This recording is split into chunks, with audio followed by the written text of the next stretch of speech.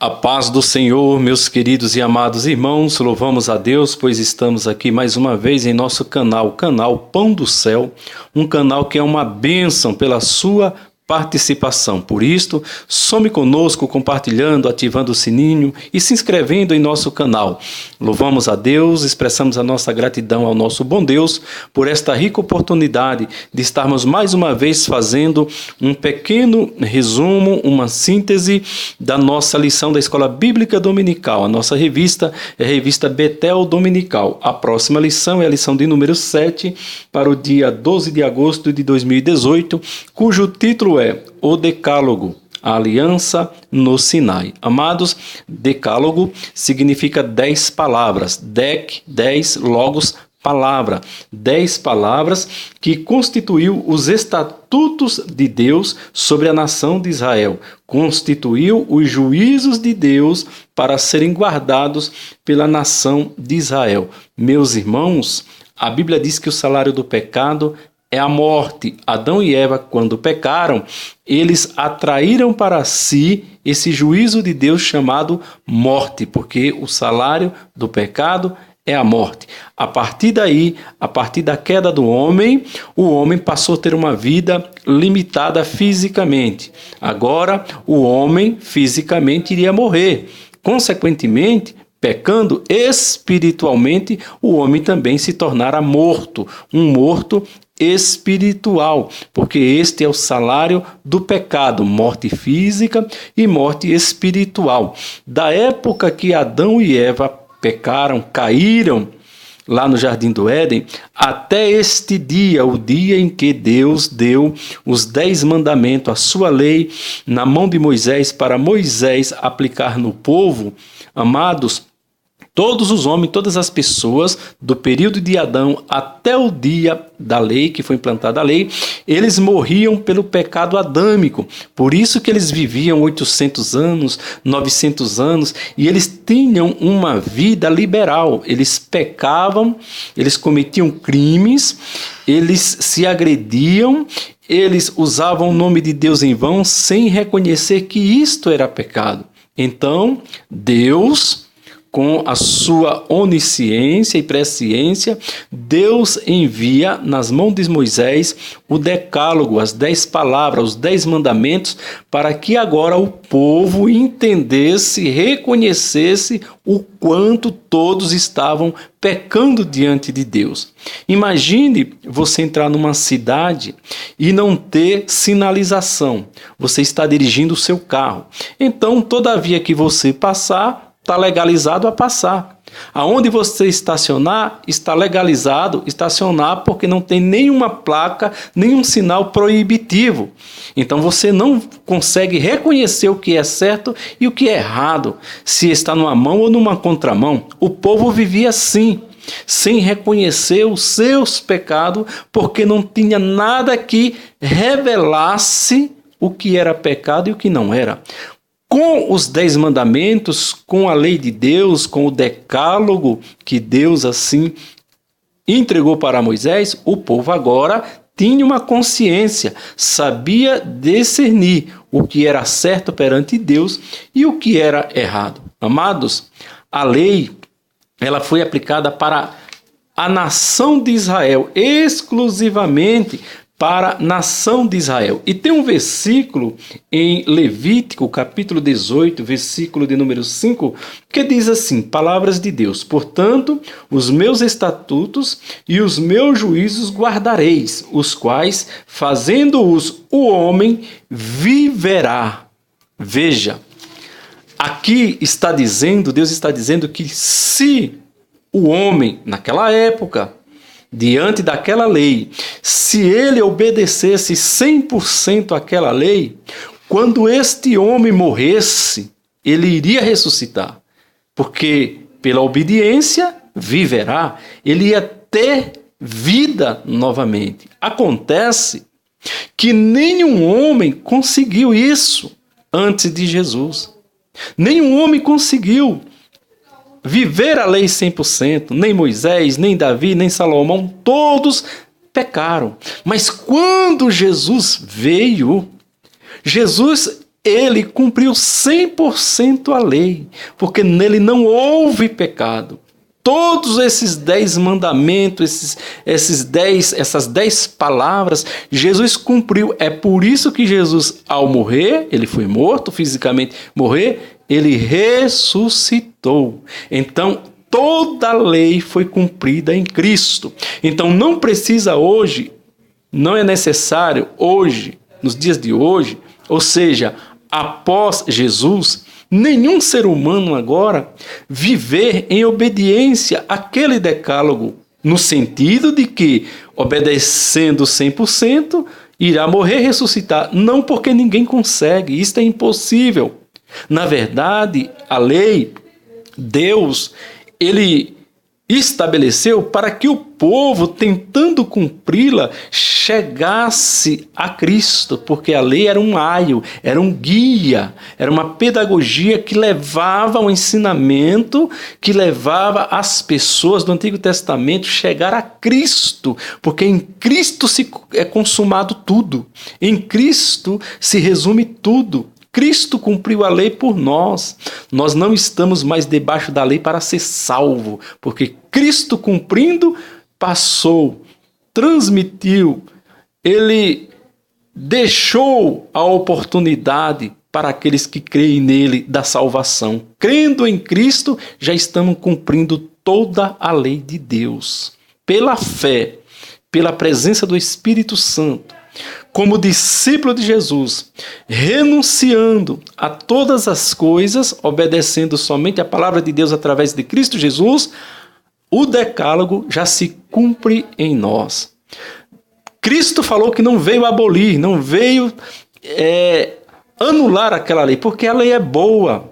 A lei tinha só coisas boas para o homem fazer. E até hoje nós realizamos coisas boas devido àquela lei estar em nós por Cristo Jesus. Não que a lei agora é ela que nos salva. Quem nos salva é a fé em Cristo Jesus. Somos salvos pela graça e não pela lei, porque a lei está embutida na graça, porque a lei foi só coisas boas que Deus revelou para o homem. Naquela época, para revelar o pecado que o homem não conhecia. Então os hebreus começaram a reconhecer que eram pecadores através da lei. Interessante é que o nosso texto áureo, ele diz assim: as palavras do Senhor são palavras puras, como prata refinada em forno de barro, purificada 7 vezes. Salmo 12:6. A palavra de Deus não é contaminada. A palavra de Deus não é misturada, não é embaraçada, não é duvidosa. A palavra de Deus, ela é uma palavra pura, como prata refinada, ou seja, a palavra de Deus, ela é firme, ela sustenta. A palavra de Deus, ela dá direção ao homem 100% absolutamente no que é certo, no que é correto perante Deus. A verdade aplicada diz: os mandamentos de Deus expressam os seus propósitos para o povo de Israel. Bem verdade. Os mandamentos de Deus, a lei de Deus, o decálogo, eles expressam propósito de Deus para o povo de Israel. Os nossos textos de referência se encontram no capítulo 20 do livro do Êxodo, que lá também está os 10 mandamentos inseridos. Então, Êxodo capítulo 20, versículo 1, versículo 2, 3, 4 e o versículo de número 5.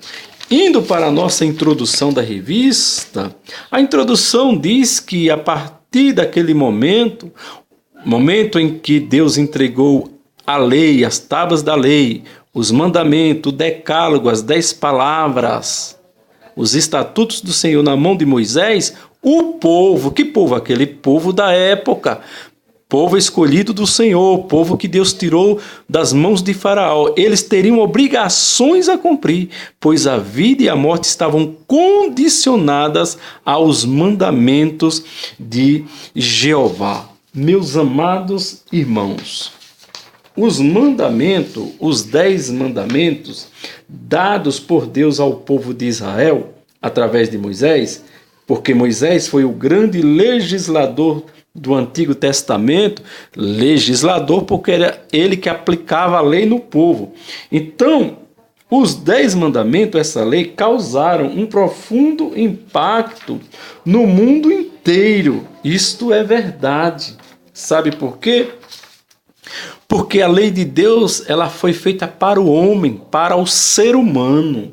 Os efeitos dos 10 mandamentos podem ser sentidos ainda hoje, pois exercem uma visível influência na religião e na lei civil de diversas sociedades da atualidade. Os 10 mandamentos constituem leis morais, leis cívicas, e isso faz parte do contexto da humanidade enquanto a humanidade for humanidade. Vamos abordar, irmãos, aqui nesse tópico, não é? Um estudo, não é? Vamos pontuar aqui nessa introdução, antes de ir para o tópico 1 da lição, alguns pontos importantes dos 10 mandamentos. Vamos procurar sempre trazer um contexto e a interpretação que o nosso Jesus deixou em suas palavras de graça e de amor para conosco. O encontro entre Deus e Moisés ocorreu na cordilheira da Península do Sinai, algumas vezes na Bíblia chamado de Monte Horebe, outras vezes Monte Sinai. A localização exata, porém, amados, não é bem conhecida. Em Êxodo 19:2 diz assim: porque partiram de Refidim e entraram no deserto de Sinai, onde se acamparam. Israel, pois ali se acampou em frente ao monte. Então, meus amados, era comum no Antigo Oriente os reis apresentarem os termos de seu reinado na forma de um pacto ou de uma aliança com seus súditos. E o Senhor, Rei onipotente, que é o nosso Deus, ele chama aqui nos 10 mandamentos os filhos de Israel para uma aliança, para um pacto, um reino eterno, revelando-lhes o coração da sua lei. A lei de Deus saiu do coração de Deus para a nação de Israel. Os 4 primeiros mandamentos, meus amados, falam sobre os deveres dos seus servos para com Deus. Os outros 6 tratam da regulamentação das relações entre os próprios seres humanos. Sabe por quê, meus irmãos? Porque a lei trazia uma proposta de proteção ao homem e à família, mais do que somente uma relação de culto. Vamos lá. 10 decálogo, 10 mandamentos. O primeiro: não terás outros deuses diante de mim. Êxodo capítulo 20, versículo 3. Amados, o Senhor é o único e verdadeiro Deus. Na realidade, não há outro Deus.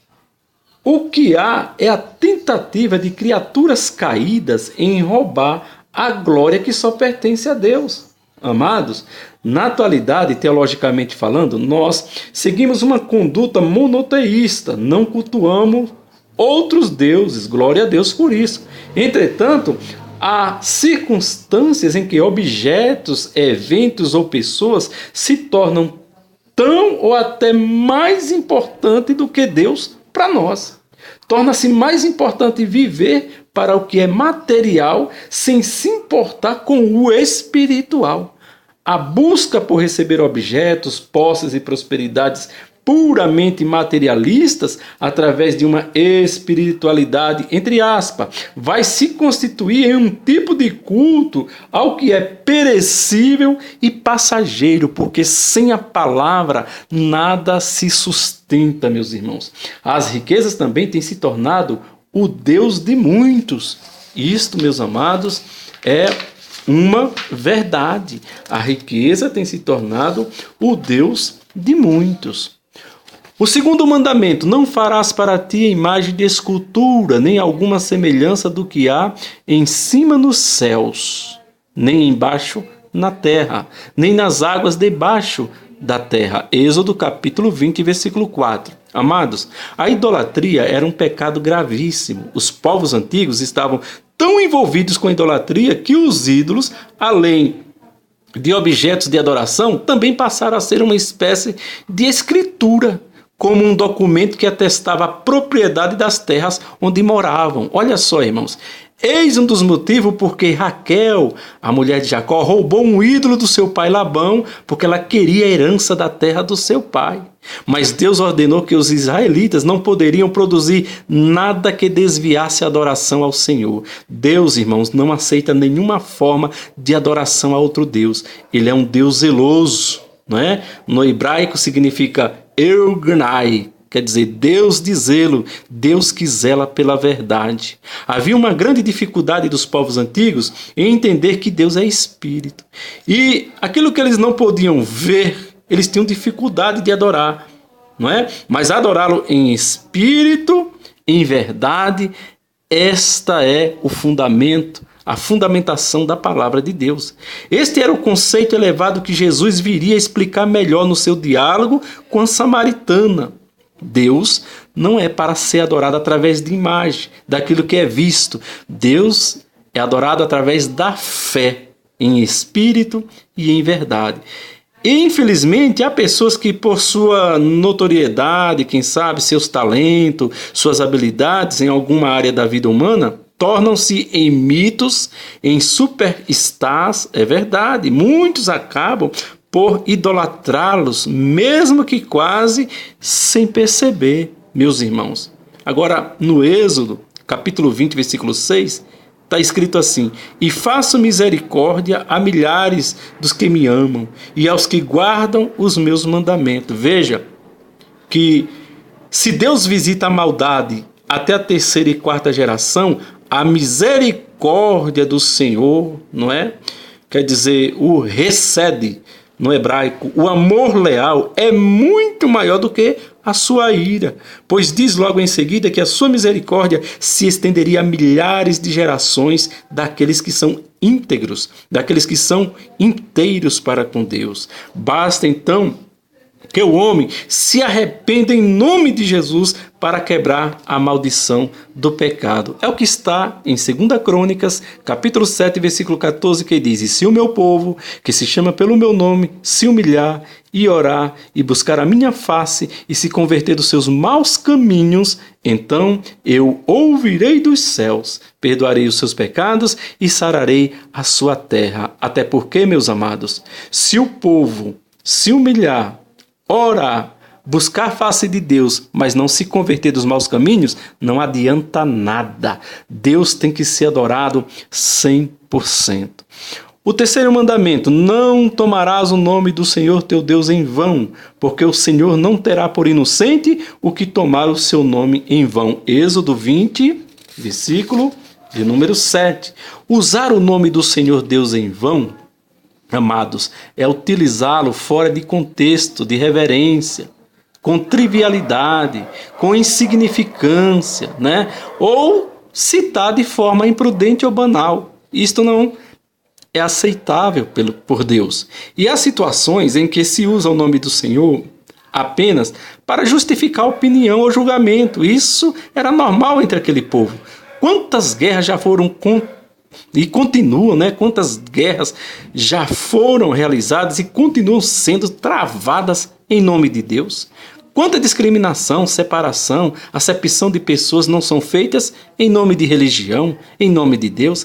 Há muitos que exploram a boa-fé das pessoas em nome de Deus, usam o precioso e santo nome do Senhor para praticar charlatanismo, curandeirismo, enriquecendo às custas de fiéis inocentes em nome de Deus. Mas os que proferem o nome do Senhor em vão prestarão contas no último dia e o Senhor não os tomará por inocente. Mandamento de número 4 diz: lembra-te do dia do sábado para santificar. 6 dias trabalharás e farás toda a tua obra. Êxodo 20, versículo 8 e 9. Amados, o quarto mandamento era símbolo da aliança entre Deus e Israel no monte Sinai, porque a palavra Shabat significa descanso. Todo o trabalho, toda a obra deveria cessar nesse dia. Durante o Shabat, os israelitas adoravam a Deus e relembravam a sua libertação do Egito. Porém, para nós, mais do que falar de um dia separado para que sejamos mais religiosos, o sábado apontava para o descanso que há em crer e confiar na graça salvadora de Jesus pela cruz. No tempo do Antigo Testamento, veja, meus irmãos, só se podia chegar a Deus e obter perdão através de obras de sacrifício. Era trabalhoso e cansativo seguir a tantas prescrições, tantas exigências e requisitos que a lei exigia e previa. Mas, como afirma o Gênesis, depois de toda a sua obra na criação, Deus descansou. Assim, depois de toda a obra redentora de Jesus, com seu sofrimento, sua morte, seu sacrifício vicário, nos permite entrar no descanso de Deus. Veja o que diz Hebreus 4:3. Porque nós, os que temos cridos, entramos no repouso, tal como disse: assim jurei na minha ira que não entrarão no meu repouso. Portanto,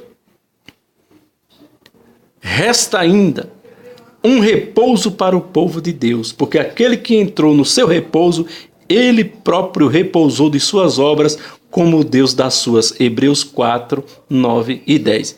Hoje, meus irmãos, não é mais por nenhuma obra meritória, mas somente pela confiança na graça que nos faz estar no descanso eterno do Senhor, sem depender de religião, sacrifício, ofertas ou qualquer outro intermediário para se chegar a Deus, a não ser pelo nosso Senhor Jesus. E quem crê que Jesus já finalizou a obra salvadora e pagou todo o preço pela remissão dos pecados, quem acredita nisso, entra no descanso, entra no repouso divino, um eterno sábado, um eterno Shabat, onde se deve santificar todos os dias ao Senhor e buscá-lo com todas as suas forças, com sinceridade de todo o coração.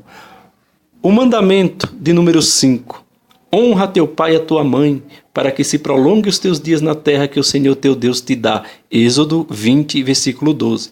No tempo do Antigo Testamento, meus amados, não havia INSS, não havia aposentadoria.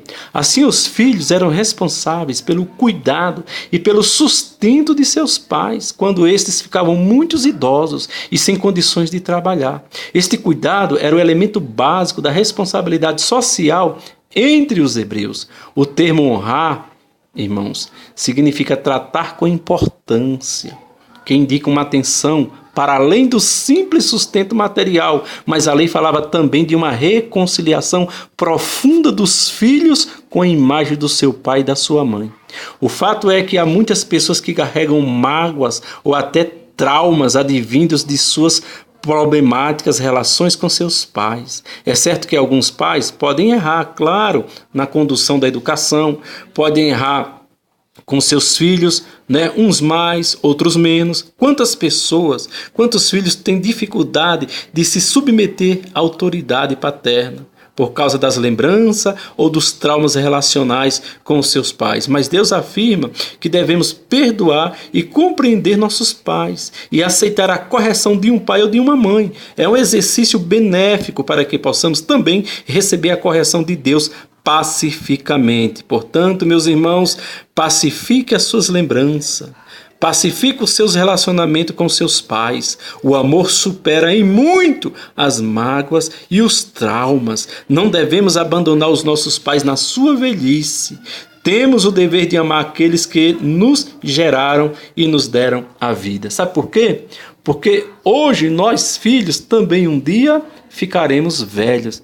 Principalmente porque também somos pais. 6º mandamento: não matarás. Êxodo 20, versículo 13. A lei, amados, proibia expressamente o dano mais grave que se pode impor a um semelhante, o homicídio. E nós cristãos não matamos no sentido literal da palavra, fisicamente. Mas por vezes, amados, somos invadidos de hostilidades, energias de violência, impaciências que viajam dentro de nós. E esse sentimento, meus irmãos, de ira, quando não são controlados, podem levar a palavras injuriosas que matam o próximo espiritualmente ou no nosso coração. Por isso, Jesus ampliou o sentido deste mandamento com as palavras raca, vocabulário aramaico que quer dizer nécio, e uma segunda injúria, louco, em sentido moral, ímpio. E este mandamento, meus amados, é de tal subjetividade que quem se comporta desta maneira, mesmo nunca matando, se torna um homicida na alma. Êxodo 20:14 diz: Eu, porém, vos digo que qualquer que sem motivo se encolerizar contra seu irmão, seja réu de juízo. E qualquer que dizer a seu irmão, raca, será réu do sinédrio. E qualquer que lhe disser louco, será réu do fogo eterno. Este versículo é Mateus 5:22. Amados, que possamos tomar cuidado com as nossas palavras, que é uma arma destruidora. Elas matam mais do que ações. O 7º mandamento, não adulterarás. Êxodo 20, versículo 14. A lei, meus amados, protegia a santidade do matrimônio como uma responsabilidade sagrada. Jesus também, neste mandamento, vai mais adiante e proíbe até os olhares voluntários e a cobiça interior. Há que se manter a pureza exterior, como também a pureza de dentro, a pureza interior. Temos que nos afastar do que pode colocar em risco a nossa comunhão com Deus. Mateus 5:28 diz assim: Eu, porém, vos digo que qualquer que atentar numa mulher para cobiçar, já em seu coração cometeu adultério com ela. Amados, mandamentos de número 8, 8º mandamento, não furtará. Êxodo 20, versículo 15. Não só da proteção ao direito à propriedade e da proibição ao roubo, a lei falava, mas daqueles tentam roubar os sonhos do próximo. É verdade. Essa lei ela só não protegia, né, a propriedade, como também ela evitava muitos roubar o sonho do próximo, furtar o sonho do próximo, né? Porque tem pessoas que tentam atrapalhar de alguma forma a sua caminhada. Isso é furtando o seu objetivo, prejudicando o seu desenvolvimento material, social e até mesmo espiritual. É como se lhe roubasse a própria vida. Irmãos, quantas pessoas estão aí vazias porque aquilo que tinha de Deus dentro de si, alguém furtou, não é? Alguém desanimou. São os furtadores dos dias de hoje. Tomemos cuidado com isso. 9º mandamento, não dirás falso testemunha contra o teu próximo. Êxodo 20:16. É uma proteção das pessoas contra a calúnia. Quantos não proferem palavras inverídicas contra seus semelhantes? Quantas fofocas do tipo, eu ouvi dizer, tudo indica, prejudicando a imagem e a reputação de alguém que pode ser totalmente inocente. Meus amados, tomemos cuidado com a nossa língua. Todo crente tem que saber guardar a língua dentro da boca. E o último mandamento, não cobiçarás a casa do teu próximo, não cobiçará a mulher do teu próximo, nem o seu servo, nem a sua serva, nem o seu boi, nem o seu jumento, nem coisa alguma do teu próximo. Êxodo 20:17. A palavra cobiçar, amados, do hebraico, ramad, significa possuir enorme desejo por. Cobiçar é não só apreciar, mas ter uma vontade egoísta de se apoderar dos bens de outra pessoa. Esse sentimento perverso acaba levando às atitudes de cobiça. A lei demonstra assim que Deus quer que não só evitemos as práticas malignas, mas que descartemos todo e qualquer pensamento leviano estabelecidos previamente em nossas mentes. Meus amados irmãos, nós temos que entender que a lei de Deus, ela é boa, ela é maravilhosa, porque Deus, pela sua lei, ele não pediu nada de ruim para o homem. Tudo que Deus pediu para que o homem fizesse é tudo coisa boa, meus amados. Amados, no tópico 1 da nossa lição, diz o início da aliança no Sinai. Nós já explicamos aqui que teve a necessidade desta aliança, porque o povo estava sem aliança com Deus. Não estavam aliados com Deus, porque o povo pecava exageradamente. O povo pecava indiscriminadamente, então o povo não tinha o entendimento e precisava ter esta aliança com Deus, porque Deus queria andar com esse povo, santificar esse povo. O tópico 1, subtópico 1, conceituando o termo decálogo, nós compreendemos que decálogo vem do grego deca, 10, logos, palavra. São as 10 palavras, os 10 mandamentos são a lei absoluta. diz aqui esse tópico. Sabe por quê? Não pode mudar. Não poderia homem nenhum mudar aquela lei diante daquele povo. Hoje, meus amados, a Bíblia é a lei para o cristão. A Bíblia é a lei para a humanidade. A Bíblia é a lei para a igreja. E nós vemos muitas pessoas mudando esta lei. Muitas pessoas mudando a ordem do culto. Muitas pessoas mudando a mensagem. A mensagem, ela está indo para o lado antropocêntrico. Fazer a vontade do coração do homem. As mensagens, poucas são as mensagens que são cristocêntricas. A maioria são antropocêntricas. Antropos significa homem. Então, as mensagens, muitas delas, infelizmente, estão centradas na vontade do coração do homem. Infelizmente. O tópico 1, subtópico 2, diz os 4 primeiros mandamentos. Esse tópico diz que, analisando os 10 mandamentos, percebe que os 4 tratam diretamente sobre a reverência a Deus. Por quê, irmão? Porque no Egito existiam muitos deuses, um panteão de deuses, e a alma do povo estava viciada a adorar, mesmo que sem querer, a esses deuses. Também o povo que estava habitando, o povo estranho que estava habitando a terra que mana leite e mel, a terra de Canaã, era um povo também politeísta, havia vários deuses. Por isso que Deus inicia o seu decálogo buscando santidade, buscando reverência, adoração unicamente a Ele. É um ponto fundamental. O homem que adora um só Deus, o Deus verdadeiro, ele ama uma família a Deus, ele tem uma mulher, ele consegue ser uma pessoa unificada com Deus e com o próximo aqui na terra. O tópico 1, subtópico 3 diz mandamentos de relacionamento familiar, que é o 5º mandamento, que fala do relacionamento familiar. Meus amados, Deus, ele cuida da família. Ele é um Deus da família também. É um Deus que está sempre cuidando de todos nós. Talvez você não possa cuidar do seu filho, da sua filha, mas você serve um Deus que cuida deles. Honrar pai e mãe, não é? Isso é família. Isso é família.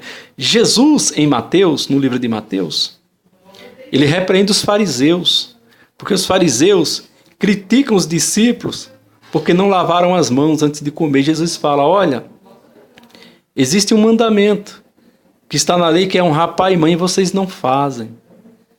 Vocês mandam os outros fazer, mas vocês não fazem. Porque quando o pai e a mãe de vocês chegam precisando de um prato de alimento, de um copo com água, porque estão com fome, estão nus, estão descalços, vocês até têm tudo o que eles precisam. Só que vocês dizem que tudo aquilo é corban. A palavra corban significa dedicado ao Senhor. Ou seja, vocês dizem, papai, mamãe, não podemos lhe dar porque isto aqui pertence a Deus. E assim vocês despedem os pais de vocês com fome, nu e descalços a morrer debaixo da ponte. Foi isso que Jesus lançou em rosto aqueles fariseus, aqueles hipócritas. Amados, ao mandamento de Deus que Jesus cumpriu e está em nós, é honrar pai e mãe. Não é verdade? Não existe ex-pai, nem ex-mãe, nem ex-filho. Que Deus possa nos recompensar e nos dar saúde para cuidar da saúde dos nossos pais e mães. O tópico 2 diz os propósitos da lei. Amados, a lei, ela tinha propósito.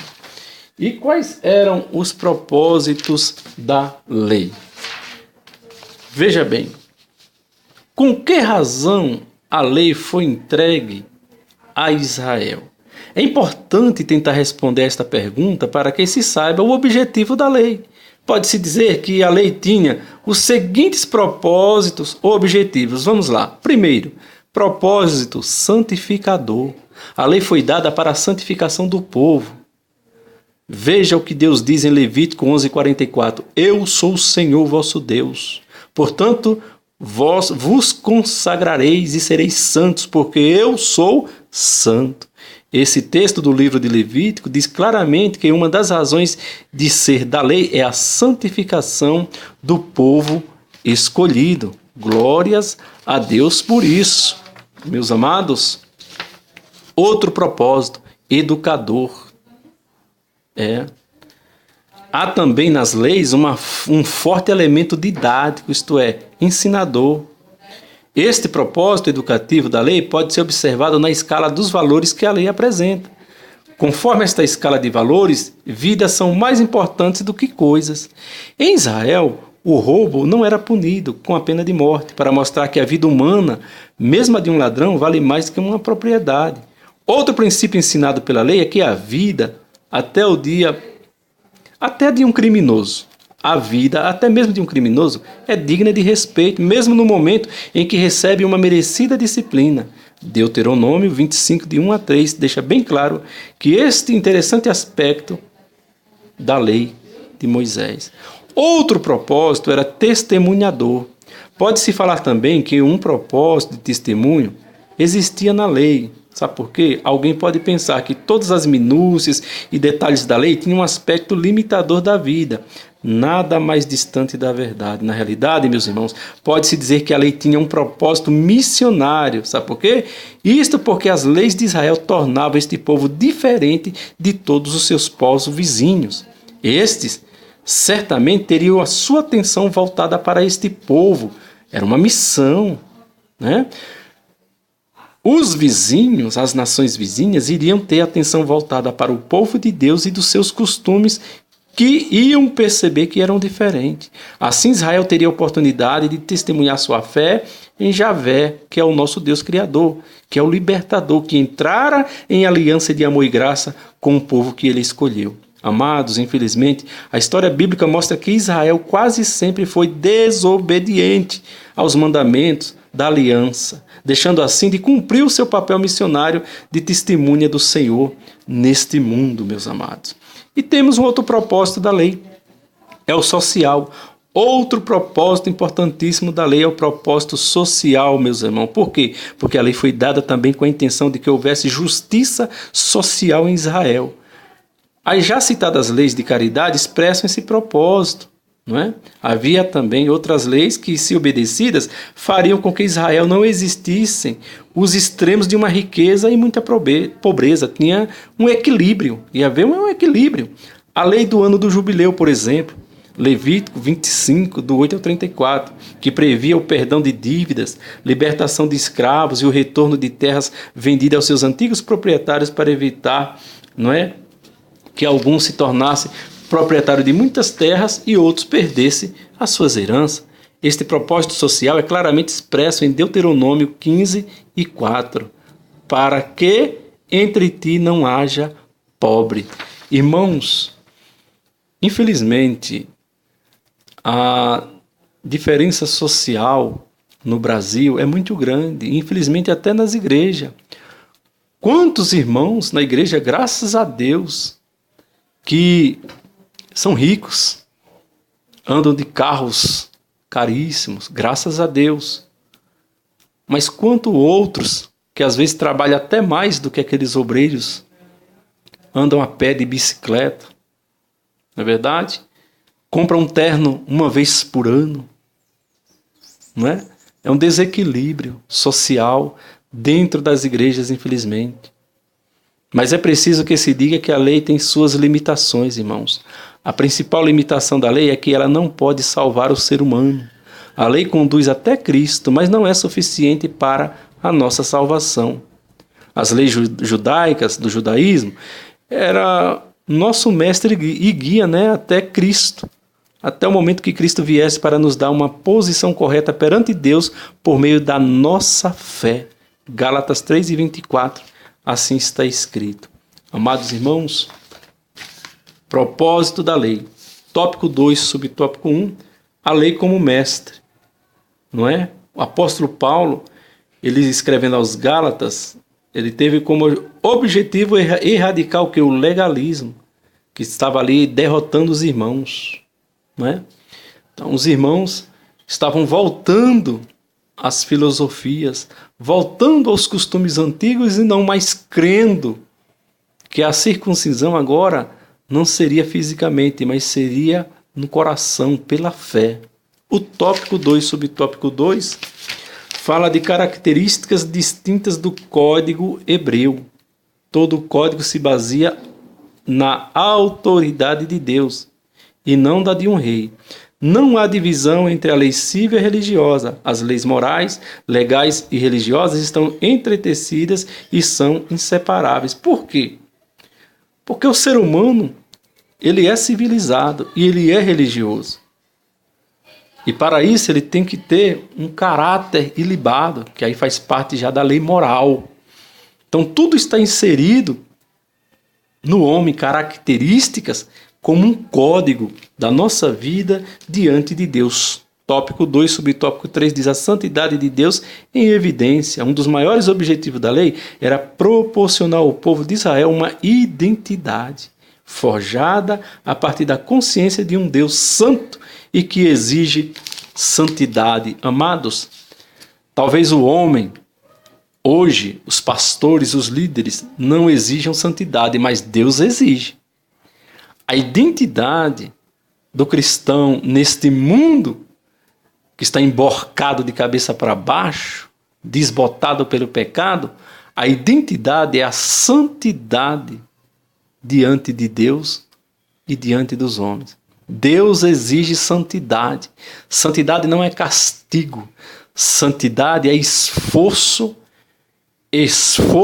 para se separar do que é profano. Quem vive separado do que é profano, do que é pecado, tem vida de santidade. É a verdadeira identidade de um cristão na face da terra. O tópico 3, a atualidade dos 10 mandamentos. Jesus e a lei. Tópico 3, subtópico 1. Finalmente, meus irmãos, deve-se pensar sobre o relacionamento entre Cristo e a lei de Deus. Esta questão, veja bem, é bastante séria e deve ser considerada por todos nós que estudamos a lei, a Bíblia e que estudamos também o nosso Cristo. O Senhor Jesus, ele declarou no Sermão da Montanha que não veio ao mundo para abolir ou anular a lei, mas para cumprir. Mateus 5, 17 e 18. Deve-se lembrar também, meus amados, que Jesus cumpriu assim a chamada lei cerimonial relacionada com o sistema de sacrifícios, porque ele foi sacrificado. Então essa lei do Antigo Testamento nele foi cumprido. Este é o tema da Epístola aos Hebreus, especialmente os capítulos 7, capítulo 10 do livro de Hebreus. Jesus, com a sua morte na cruz, ele cumpriu de maneira completa e perfeita tudo aquilo para o que a lei de Moisés apenas apontava, não é? É o que diz assim: com efeito nos convinha um sumo sacerdote, assim como este, santo, inculpável, sem mácula, separado dos pecadores e feito mais alto do que os céus, que não tem necessidade, como os sumos sacerdotes, de oferecer todos os dias sacrifício, primeiro por seus próprios pecados, depois pelos do povo, porque fez isto uma vez por todas, quando a si mesmo se ofereceu.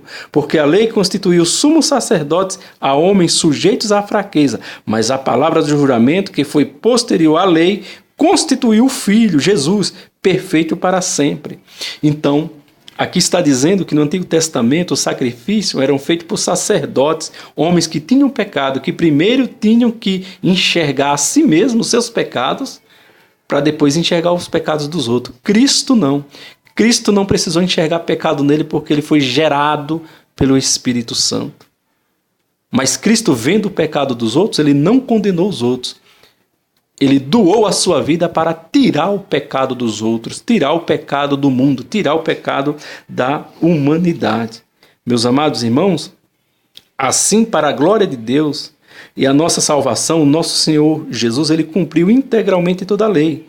Isto não significa que os cristãos são livres para viverem de qualquer maneira, como bem quiserem. A lei está anulada. Não. Vivemos a lei agora através de Cristo. O Senhor Jesus, ele conclui o seu ensino sobre a lei no Sermão do Monte, dizendo que seus seguidores devem ter obediência aos princípios éticos e morais da lei. Veja o que ele diz em Mateus 5,19. Aquele, pois, que violar um destes mandamentos, posto que dos menores, e assim ensinar os homens, será considerado mínimo no reino dos céus. Aquele, porém, que os observar e ensinar, esse será considerado grande no reino dos céus.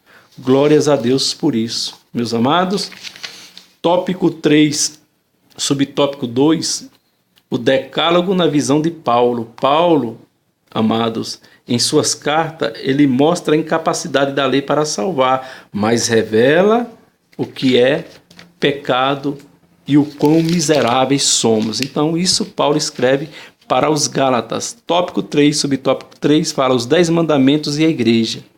Meus irmãos, vivemos numa época de extrema inversão de valores, onde a sociedade é caracterizada pelo pragmatismo.